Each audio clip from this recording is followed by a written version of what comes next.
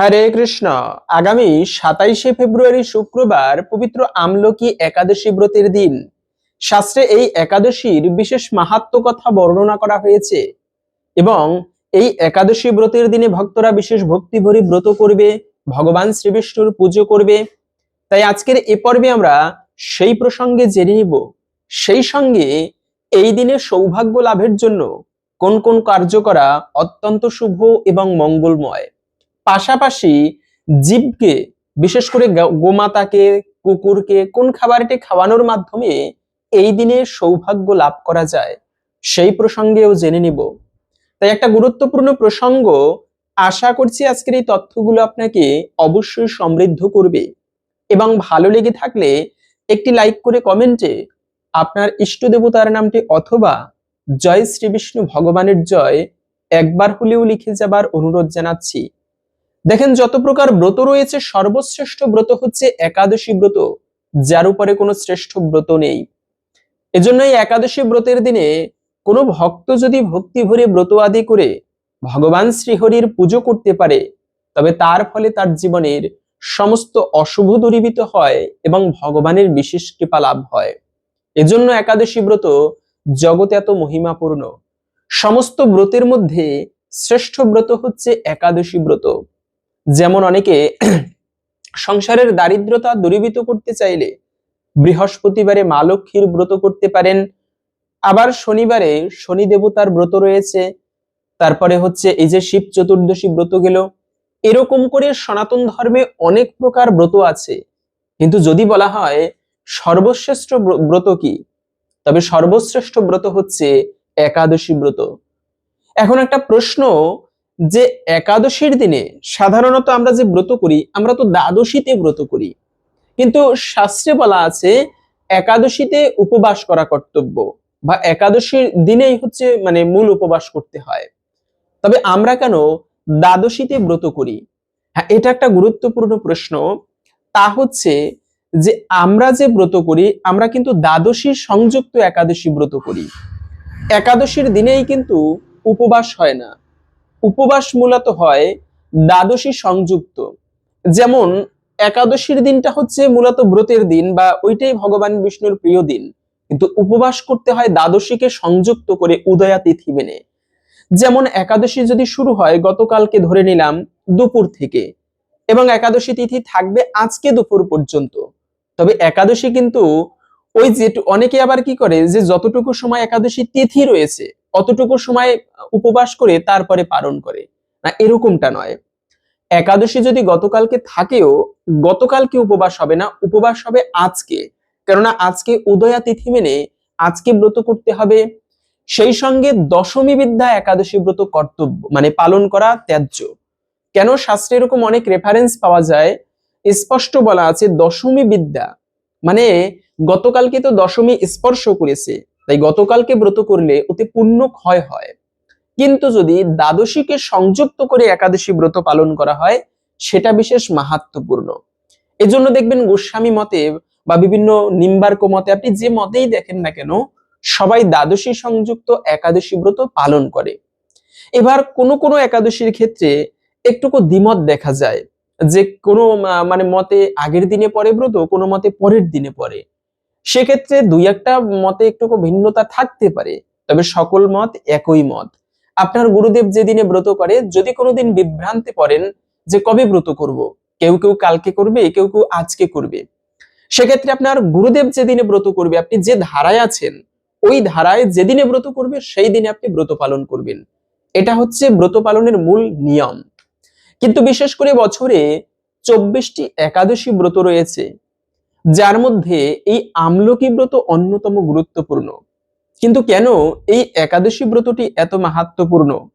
এই ব্রত পালন করলে কি ফল লাভ হয়ে থাকে? প্রথমত হচ্ছে, যারা এই একাদশী ব্রত পালন করবে, শাস্ত্রে বলা হয়েছে তারা সহস্র গোমাতা বা গাভীদানের সমান ফল প্রাপ্ত করে। এজন্য গোদান, জগতে দান অত্যন্ত গুরুত্বপূর্ণ বিষয়। জীবনে দানের কারণে হরিশ্চন্দ্র রাজা এতটা প্রসিদ্ধ হয়ে রয়েছেন। এই দানের কারণে বলি মহারাজ তিনি সাক্ষাৎ বামুন অবতার, ভগবান বলির কাছে দান চাইতে গিয়েছে। যদিও বা বলির সমস্ত কিছু ছিনিয়ে নিয়েছে ভগবান ছলনা করে, কিন্তু তারপরেও চিন্তা করেন ভগবান ভিক্ষার্থী হয়ে দান চাইতে গিয়েছে বলির কাছে, এমন সৌভাগ্য কয়জনের আছে? কিন্তু বলি মহারাজ জানতো ভগবান আমার কাছে ছলনা করতে এসেছে, আমার সব নিয়ে নেবে। বলি মহারাজ কিন্তু দান করেছে নিঃস্বার্থভাবে। ভগবান এসেছে, তাকে কি করে দান না করে থাকতে পারি? ভগবানকে সব দিয়ে দিয়েছে।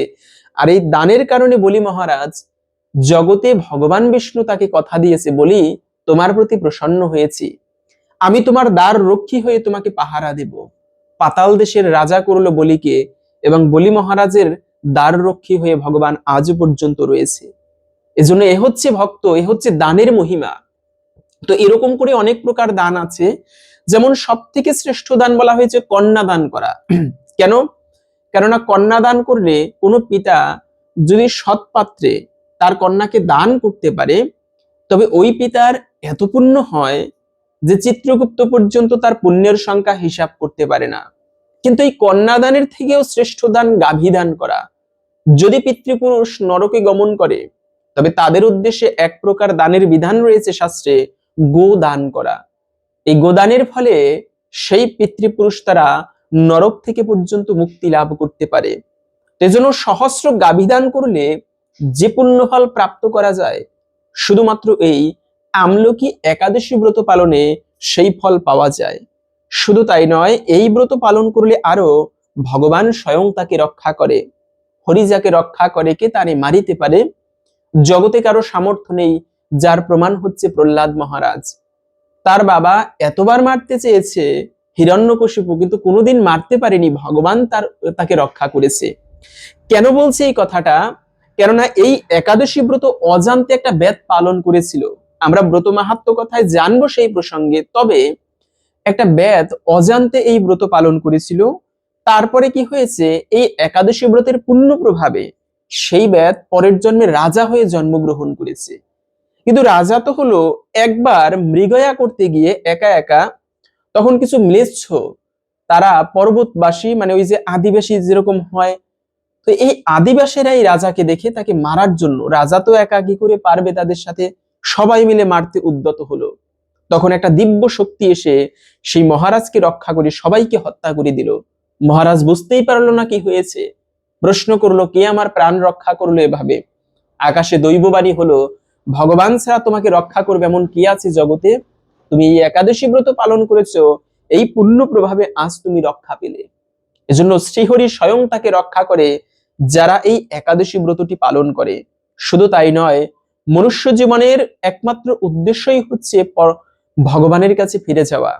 এজন্য জীবনটা আমরা ভাবি একটা চাকরি করলে আমি সফল, কিন্তু জীবনের মূল সফলতা হচ্ছে যদি কেউ অন্তিমে ভগবানের কাছে ফিরে যেতে পারে, কেননা ওটাই আমাদের পরম বাড়ি বা পরম আশ্রয় হচ্ছে সেই ভগবত ধাম। এই ব্রত পালন করলে, আমার কথা নয়, ব্রহ্মবৈবর্ত পুরাণে বলা আছে, যারা এই ফাল্গুন মাসের পবিত্র আমলকি একাদশী ব্রত পালন করবে, তারা সর্বপাপ থেকে মুক্ত হয়ে বৈকুণ্ঠে গমন করতে পারে, সেই গতি লাভ হবে। এতটা গুরুত্বপূর্ণ এই একাদশী ব্রত, আমলকি একাদশী। এই একাদশীর তিথি শুরু হবে আগামী 26শে ফেব্রুয়ারি, আগামীকালকে বৃহস্পতিবার দুপুর 1টা থেকে, থাকবে মূলত রাত 10টা 53 মিনিট পর্যন্ত। এই সময়টুকুর মধ্যে এই একাদশী তিথি থাকবে। সেজন্য উদয়া তিথি মেনে আমাদের এই একাদশী ব্রত পালন করতে হবে আগামী 27শে ফেব্রুয়ারি শুক্রবার। এবং ব্রত যত ভালোভাবে পালন করেন না কেন, পালন কিন্তু যথাযথ সময়ে করা উচিত, তা না হলে ব্রতের পূর্ণ ফল কিন্তু প্রাপ্ত করা যায় না। এজন্য ব্রত হয় 3 প্রকার, উত্তম, মধ্যম এবং কনিষ্ঠ। সর্বোত্তম হচ্ছে, যদি কেউ একাদশী ব্রতের সম্পূর্ণ ফল লাভ করতে চান, তবে তার উচিত একেবারে নির্জলা ব্রত করবে, মানে জল ফোঁটা পর্যন্ত গ্রহণ করবে না, নির্জলা ব্রত করে ভগবান শ্রীহরির পুজো আদি করবে। এভাবে করে ব্রত করলে তাতে ব্রতের পূর্ণ ফল লাভ হয়। নির্জলা ব্রত করতে সবাই পারে না, যেমন আমিও, কষ্ট হয়ে যায়।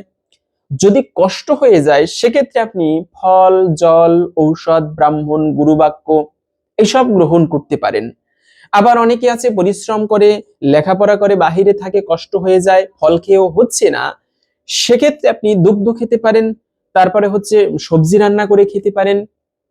একাদশীর দিনে মূলত হচ্ছে পঞ্চরবি শস্য বাদে যদি আপনি ব্রত নাও করেন, কিন্তু পঞ্চরবি শস্য কখনো ভক্ষণ করা উচিত নয়, এতে মহাপাপের ভাগী হতে হয়। কেন? স্পষ্ট কথা স্কন্দ পুরাণের, মাতৃহা পিতৃহা চৈব ভাতৃহা গুরুহা তথা একাদশান্ত ইয়ো ভিয়াক্তে বিষ্ণু লোকচ্যুত ভবেৎ। মাতৃহত্যা, ভাই হত্যা, গুরু হত্যা, ব্রাহ্মণ হত্যা সকল ভয়ানক পাপের ভাগী হবে। পাপ না করেও যে ব্যক্তি একাদশীর দিনে এই পঞ্চ রবি শস্য ভক্ষণ করবে, এজন্য এটি মহাপাপের ভয়ানক পাপপুরুষ তিনি আশ্রয় গ্রহণ করে পঞ্চ রবি শস্যের মধ্যে। অনেকে আবার কি করে, প্রশ্ন করে শ্যামা চাল খাওয়া যাবে কিনা। হ্যাঁ, শ্যামা চাল খাওয়া যাবে না, কেন? ওর মধ্যে পঞ্চরবি শস্যের সংমিশ্রণ থাকে। আবার সাবুদানা খাওয়া যাবে কিনা? সাবুদানা অবশ্যই খাওয়া যাবে, যদি সেটা একেবারে অরিজিনাল সাবুদানা হয়। অরিজিনাল সাবুদানা ওটা খাওয়া যায়, কিন্তু বাজারে কিছু কিছু সাবুদানা পাওয়া যায় যার মধ্যে মানে চালের গুঁড়া টুরা এগুলো দিয়ে তৈরি করে, সেক্ষেত্রে ওই সাবুদানা আবার খাওয়া যাবে না। অজান্তেও, এখন অনেকে বলে আমি অজান্তে খেয়ে ফেলেছি, হ্যাঁ সেক্ষেত্রে অজান্তে খেলে তার মানে ফলটা কম হবে, কিন্তু অজান্তে আপনি বিষ পান করলে কিন্তু ক্রিয়া হবে। পাপ জানতে করেন কিংবা অজান্তে, ভুল কিন্তু হবেই, পাপের শাস্তি একটুকু হলেও ভোগ করতে হবে। তো বিষয়টা হচ্ছে আপনি অজান্তে, ওই জন্য যদি কোনো খাবার নিয়ে সন্দেহ হয়, একাদশীতে না খেলেন আপনি সেই খাবার, একাদশীর দিনে বর্জন করে আপনি একাদশী ব্রত করুন। মূলত হচ্ছে একাদশীর দিনে আমরা খাবারের প্রতি বেশি নজর দেই, কিন্তু এটা উচিত নয়। ব্রত করব মানে ব্রতের মতো, খাবারের দিকে ততটা নজর না দিয়ে শুধুমাত্র ভগবান শ্রীহরির সন্তুষ্টি বিধানের জন্য ব্রত করা উচিত। কেন একাদশী? আরে অন্যান্য দিনে ধর্ম কাজ করলে যে পুণ্যফল লাভ হয়, কিন্তু একাদশীর দিনে ধর্ম কাজ করলে তার থেকে অধিক পুণ্যফল প্রাপ্ত করা যায়। এজন্য যমরাজ যমদূতদেরকে বলেছে, হে যমদূতগণ, যেখানে একাদশী ব্রত পালনকারীকে দর্শন করবে তাদেরকে দূর থেকে প্রণাম করে চলে আসবে, কখনো তাদেরকে এই যমলোকে আনবে না। আমরা তাদের বিচার করতে পারি না, ভগবান শ্রীহরি তাদেরকে বিচার করবে তাদের। এজন্য একাদশী ব্রত পালনকারী এত মহিমাপূর্ণ জগতে, তাই একাদশী ব্রত আমাদের প্রত্যেকের পালন করা উচিত। কিন্তু এই একাদশীর দিনে আরেকটা বিষয় হচ্ছে, মিথ্যাচার করা উচিত নয়। ধর্ম মানে সত্যের উপরে ধর্ম নেই, মিথ্যার উপরে কোনো পাপ নেই। এজন্য এই যুধিষ্ঠির মহারাজ চিন্তা করেন, মিথ্যা বললে কি হয়। স্বয়ং সত্যবাদী যুধিষ্ঠির, যিনি জীবনে একটা কখনো মিথ্যা বলেননি, তিনি মিথ্যা বলেনি, শুধুমাত্র বলেছে গুরুদেব অশ্বত্থামা হত ইতি গজ। এই কথা বলার সাথে সাথে, যদিও যুধিষ্ঠির মিথ্যা বলেনি, তাও ভগবান শ্রীকৃষ্ণ বলে দিয়েছে তুমি এইটুকু একটুকু ঘুরিয়ে বলবে, মানে ইতি গজ আসতে বলবে। এই গুরুদেবকে ইচ্ছা ছিল ভুল বোঝানোর, মিথ্যা বলেনি। কিন্তু যে যুধিষ্ঠির মহারাজ সত্যবাদিতার গুণের কারণে তার রথ সবসময় মাটির উপর দিয়ে চলতো, এই কথা বলার কারণে সাথে সাথে তার রথ মাটি স্পর্শ করেছে, এই পাপের কারণে। এজন্য জীবনে কখনো মিথ্যা বলা উচিত নয়, কিন্তু আমরা কলিযুগে বেশি মিথ্যা বলি। অন্তত পক্ষে এই ব্রত করেছি আজকে, বা এই যে শুক্রবারে ব্রত, এই দিনটি আমাদের চেষ্টা করা উচিত, আজকে আমি ব্রত করেছি, মিথ্যা বলবো না। তো যাই হোক, এখন আমরা জেনে নিচ্ছি এই পবিত্র আমলকি একাদশী ব্রতের মাহাত্ম্য কথা। আপনি এই দিনে ব্রত করেন কিংবা না করেন, অবশ্যই প্রত্যেকে এই মাহাত্ম্য কথা নিজেরা পাঠ করবেন অথবা অনলাইন থেকে শুনে নেবেন। এতে ব্রতের অনেকাংশেই একটুকু হলেও বিশাল ফল লাভ করা যায়। আমরা এখন এই ব্রতের মাহাত্ম্য কথা জেনে নিচ্ছি, তারপরে ভিডিওর মূল প্রসঙ্গ জেনে নিব। আমলকি একাদশী। যুধিষ্ঠির বললেন, হে কৃষ্ণ, মহাফলদাতা বিজয়া একাদশীর কথা শুনলাম, এখন ফাল্গুন মাসের শুক্লপক্ষের একাদশী যে নামে বিখ্যাত তা বর্ণনা করুন। শ্রীকৃষ্ণ বললেন, হে মহাভাগ যুধিষ্ঠির, মান্দাতার প্রশ্নের উত্তরে মহাত্মা বশিষ্ঠ এই একাদশীর মহিমা কীর্তন করেছিলেন। আপনার কাছে এখন আমি সেই কথা বলছি। এই একাদশীর নাম আমলকি। বিষ্ণুলোক প্রদানকারী রূপে এই একাদশী বিশেষভাবে মহিমান্বিত। একাদশীর দিন আমলকি বৃক্ষের তলে রাত্রি জাগরণ করলে সহস্র গাভীদানের ফল লাভ হয়। হে পাণ্ডুনন্দন, পূর্বে ব্রহ্মার রাত্রিতে দৈনন্দিন প্রলয় উপস্থিত হলে স্থাবর জঙ্গম দেবতা, অসুর ও রাক্ষস সবকিছুর বিনাশ হয়। তখন ভগবান সেই কারণ সমুদ্রে অবস্থান করেন। তার মুখপদ্ম থেকে চন্দ্রবন্দে বর্ণের একবিন্দু জল ভূমিতে পড়ে। সেই জলবিন্দু থেকে একটি বিশাল আমলকি বৃক্ষ উৎপন্ন হয়। এই বৃক্ষের স্মরণ মাত্র গোদানের ফল, দর্শনে তাহার দ্বিগুণ ও এর ফল ভক্ষণে তিনগুণ ফল লাভ হয়। এই বৃক্ষে ব্রহ্মা, বিষ্ণু আর মহেশ্বর সর্বদা অবস্থান করেন। এর প্রতিটি শাখা প্রশাখা ও পাতায় ঋষি, দেবতা ও প্রজাপতিগণ বাস করেন। এই বৃক্ষকে সমস্ত বৃক্ষের আদি বলা হয় এবং তা পরম বৈষ্ণব রূপে বিখ্যাত। অতএব এই শ্রেষ্ঠ ব্রত সকলেরই পালনীয়। এখন এই ব্রতের একটি অদ্ভুত ইতিহাস বর্ণনা করছি। প্রাচীনকালে বৈদিশ নামে এক প্রসিদ্ধ নগর ছিল। ওই নগরে চৈত্ররথ নামে এক রাজা রাজত্ব করতেন। চন্দ্রবংশীয় পার্শ্ববিন্দুক রাজার পুত্ররূপে তিনি জন্মগ্রহণ করেন। তিনি অত্যন্ত শক্তিমান এবং ঐশ্বর্যশালী ছিলেন। শাস্ত্রজ্ঞানেও ছিলেন সুনিপুণ। তার রাজ্যের সর্বত্রই মনোরম আনন্দপূর্ণ এক দিব্য পরিবেশ লক্ষ্য করা যেত। প্রজারা ছিলেন বিষ্ণু ভক্তি পরায়ণ, সকলেই একাদশী ব্রত পালন করতেন। তার রাজ্যে কোনো অভাব অমঙ্গল ছিল না। এইভাবে প্রজাদের নিয়ে রাজা চৈত্ররথ সুখে দিন যাপন করতে থাকেন। একসময় ফাল্গুনী শুক্লপক্ষের দ্বাদশী যুক্তা আমলকি একাদশী তিথি সমাগত হওয়ায় রাজ্যের সকলেই এই ব্রত পালনের সংকল্প করলেন। ওই দিন প্রাতঃ স্নানের পর প্রজাদের নিয়ে রাজা ভগবান শ্রীবিষ্ণুর মন্দিরে যান।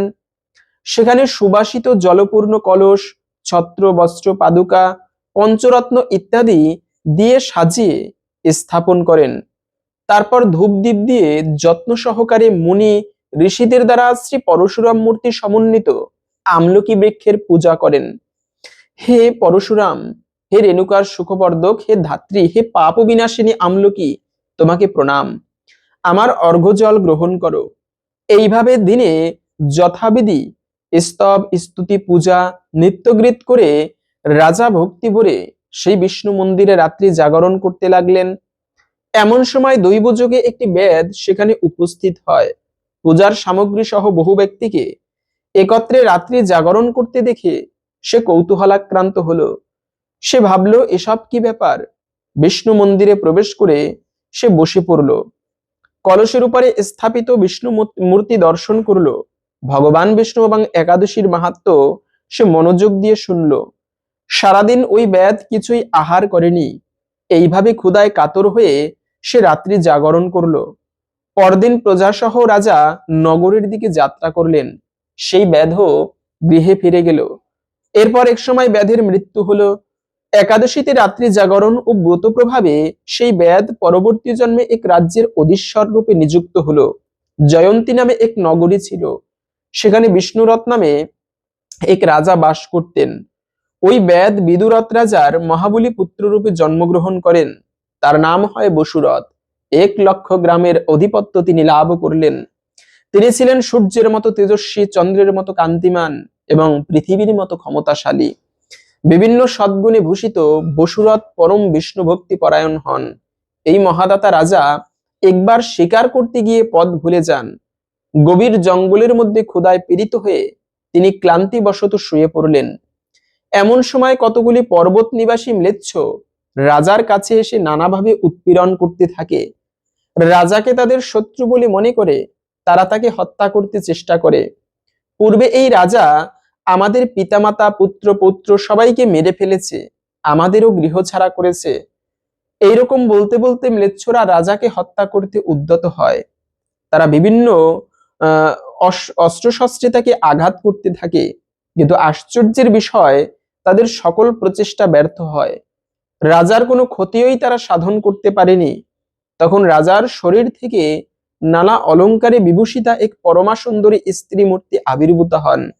মহাশক্তি ধারিণী ওই নারী অল্প সময়ের মধ্যেই সকল পাপী ম্লেচ্ছকে নিধন করলো। রাজার নিদ্রা ভঙ্গ হলো। এই ভয়ানক হত্যাকাণ্ড দেখে রাজা অত্যন্ত বিস্মিত হলেন। তিনি বলতে লাগলেন, আহা, আমার শত্রুদের কে হত্যা করলো? তাকে আমার প্রাণ কে রক্ষা করলো? এমন দয়ালু কে আছে?